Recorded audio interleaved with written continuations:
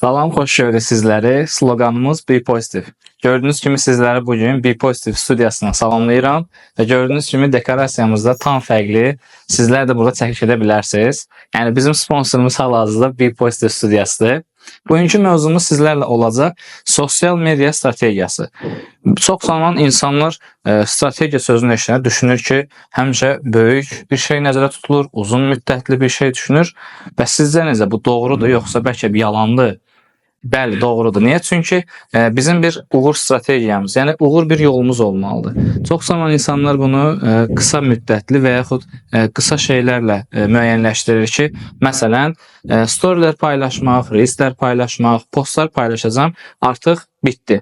Amma əlbəttə ki, strategiya qururuqsa, burada bir müddət, bir zaman olmalıdır və biz şirkət və şəxslərlə işləyəndə hər zaman onlara ilkin planlarımızı belə deyək göstəririk ki, 3 ay ərzində hansı planlı şəkildə sizin auditoriyanızı genişləndirə bilərik, satışlarınızı artıra bilərik. Amma əlbəttə ilk öncə biz danışırıq ki, ilkin olaraq bizdən gözləntiniz nədir? Yəni siz bizdən nə istəyirsiniz? Çünki bizim cəmiyyətdə hal-hazırda insanların düşüncəsi budur ki, SMM olan şəxslər və SMM olan şirkətlər izləyicini artıracaq, mənə satışlarımı artıracaq. Mən 1000 manat qoyacağam, 5000 götürəcəm, 10.000 qoyub 50.000 götürəcəm. Bu düşüncə ilə əlbəttə yaşayırlar, amma burada bir nüans var ki, yəni hər zaman o həkimə gedəndə biz həkimə demirik ki, həkim dərdi nədir? Yəni biz hər zaman belə deyək, müştəri olaraq dərdimizi deməliyik ki, artıq həmən şirkət və yaxud şəxs bizi anlasın. Ona görə biz hər zaman ilkin olaraq soruşuruq, sizə nə lazımdır? Yəni, məsələn, müğənnilərlə işləyəndə də bu hal baş verir ki, yəni ölkə özü tanınmış şəxslərdir, müəyyən qədər, belə deyək, hər gün tədbirlərdə, toy məclislərində iştirak edirlər. Və odur ki, mən sosial media hesabımda video izlənən aşağı düşübdür. Yəni, mən neyniyim? Yəni, bir belə qaça-qaçda da belə təşviq içindədir ki, mən nəsə etməliyəm, sosial şəbəkədə, belə deyək, statistikalar aşağı düşüb. Yəni, zaten həmən şəxs tanınır və mən qeyd elədim ki, siz tanınırsınız, Azərbaycan üzərində tanınırsınız, xaricdə yaşayan Azərbaycanlılar sizi belə tanıyır və mahnılarınız sevilir. Və müəyyən qədər də məclislərdə iştirak edir və gəlir də yaxşıdır. Sadəcə orada biraz PR, reklam işini aparmaq lazımdır ki, məsələn, hər bir məlumata öncədən xəbər vermək lazımdır ki, tutalım, gələn ay və yaxud gələn həftə yeni bir mahnı gəlir və yaxud məndən hansı mahnıları istəyirsiniz, necə bir mahnılar yazın. Çünki zaman dəyişdikcə gələn gənc nəsil və artıq insanların düşüncələri və belə deyək, fikirlər, hər şey dəyişir və gözlədikləri, istədikləri mahnıları tam fərqli olur. Ona görə də biz hər zaman ilk öncə soruşmalıyıq müştəri ki, siz bizdən nə istəyirsiniz? Məsələn, artıq biz şirkətlər üçün bir planlar tərtib etmişik, həmçinin şəxslər üçün. Tutalım, 3 ay ərzində, məsələn, 1000 nəfər izləyici artacaq, 5000 izləyici artacaq. Bu artıq şəxsə və şirkətə görə dəyişir və əlbəttə ki, sahə də önəmlidir. Hansı sahədir? O sahə üçün bir kontentlər yazmalıyıq, çəkilişlər etməliyik. Ən əsası bir strategiyanı qururuq və onun hamısının içində, belə deyək, o strategiyanın içində bunların hamısı var. Yəni, səhifənin analiz edilməsi, profil şəkli, nickname-in tapılması. Çünki indiki zamanda artıq şəxslər öz ad və soyadlarına uyğun nickname istifadə edə bilmirlər. Çünki insanların sayı artır və insanlar sosial şəbəkədə aktivləşir və eyni adlar üst-üzə düşür. Məsələn, ad soyadlar üst-üzə düşür və artıq həmən şəxs özünü başqa cür tanıtmalıdır. Bu daha çətindir. Branding baxımından da çətindir ki, elə nickname tapmaq lazımdır ki, yadda qalsın. Bəzən necə olur? Yəni, biz daha çox şirkətləri və yaxud şəxsləri nə eləsə tanıyırıq. Nickname-lə, etdiyi hərəkətlərlə və yaxud hər hansı bir gördüyü işlə onu biz yadda saxlayırıq.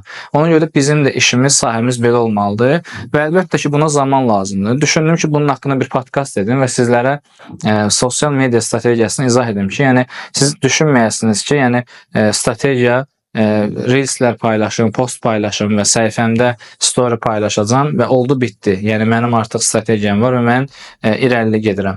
Amma burada təməl qaydalar çoxdur. Məsələn, məndə əsas hədəfim sosial media ilə bağlı pulsuz şəkildə paylaşımlar etməkdir. Burada əlbəttə ki, belə deyək, sosial mediada yeniliklər çıxır, onları izah etmək. Çünki insanlar hamı bunu başa düşməməsi normal qəbul ediləndir ki, hamı bunu başa düşə bilməz. Hər kəs öz sahəsi üzrə daha yaxşı bilir.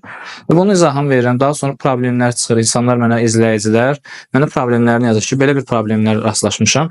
Əlbəttə ona da izah verirəm və bunun haqqında kontent də çəkirəm və həm izləyici ilə bağ qururam, həm də öz sosial media strategiyama sadiq qalıram və davamlı olaraq bu üzərindən gedirəm. Əlbəttə, bəzən qıraqlara çıxıram, bir həftədə və ya 10 gündə özüm haqqında hər hansı bir reels, şəkil paylaşım edirəm ki, insanlar mənim də bilsinlər ki, bu insan yəni tam sosial şəbəkə deyil. Bu insanın da öz həyatı var, maraqları var. Yəni mən də məsələn hər hansı bir sahə üzrə paylaşımlar etsəm, mənim də bir həyatım olmalıdır. Ona görə mən hər zaman deyirəm ki, burada bir fərqli bir dəyər qatmaq lazımdır. Yəni sizin nə iləsə tanımaq lazımdır. Əlbəttə ki, belə deyək, bəzi insanlar düşünür ki, mən şort giyinəcəm, yadda qalacam falan. Yəni burada məsələ geyim də deyil, danışıq da deyil. Sadəcə bir dəyər qatmaq lazım. Məsələn, bəzən blogerlər necəsə müraciət edirlər izləyicilərə. Qızlarım deyirlər, bacılarım deyirlər, xanımlar deyirlər və yaxud biri bəylər deyir. Yəni hər insanın müraciət forması fərqlidir. Məsələn, mənə uşaq vaxtı qaqaş deyiblər. Ona görə mən də deyirəm ki, qaqaş necəsən? Yəni əslində orada özümə müraciət edirəm. Yəni izləyicilərə müraciət etmirəm ki, özümə müraciət edirəm ki, qaqaş sən əslində bunu necə həll edərdin? Və insana bu maraqlı gəlir, gülməli gəlir. Və ən əsası məsələn, insanın özünə də belə deyək, ləzzət edir, maraqlı gəlir. Yəni mən bir fərq yarada bilmişəm. Geyimlə, sloqanla. Yəni insanlar məsələn görür ki, sloqanımız artıq 2 göstərir, sloqanımız bir pozitiv. Yəni bunu artıq orta və yaşlı nəslin də etməsi mənə daha çox qürur hissi verir ki, yəni insanlara mən bir dəyər vermişəm və insanları müsbət mənada, müsbət enerji ötürürəm, müsbət təbliğat aparıram və bu çox yaxşı bir şeydir. Ona görə bunu tapmaq çətindir. Yəni mən hər zaman bunu qeyd edirəm ki, yəni heç bir asan iş yoxdur, heç bir asan fikir və ya düşüncə yoxdur. Yəni yaradıcı insanlar nə vaxtsa özünü tapa bilir və bunu insanlara o enerjini ötürə bilir.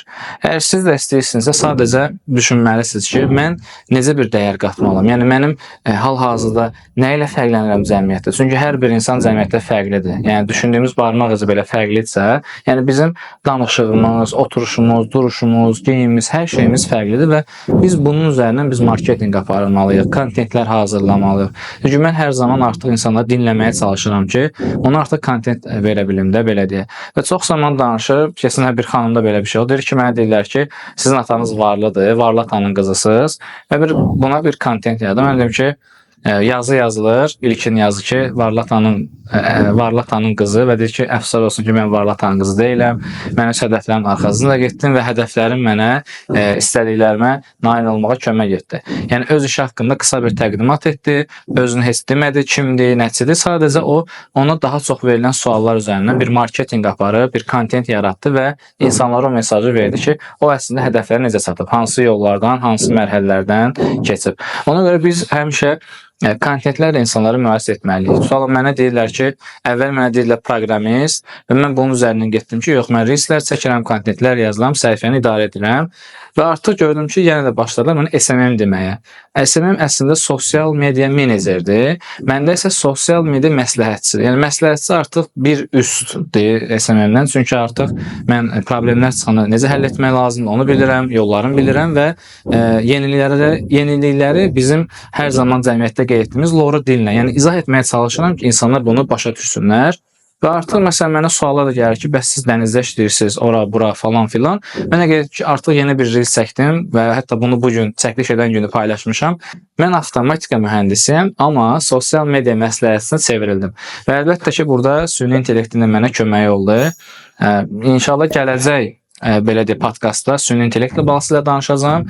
Ümid edirəm bu sizlər üçün faydalı oldu və çalışın bu podkastları öz storylərinizdə, səhifələrinizdə bölüşün, dostlarınızla bölüşün ki, onlar da öz kiçik bizneslərini və yaxud böyük bizneslərində hər hansı bir problem varsa onu həll edə bilsinlər. YouTube-dan izləyənlər isə səhifəni izləməyə alsınlar, bəyənsinlər və əlbəttə ki, gələcək üçün hər hansı bir mövzuda istəyirsinizsə, o mövzunu rəydə yazın. Mən sizlər üçün yeni podkastlar çəkəcəm. Sloqanımız Be Positive.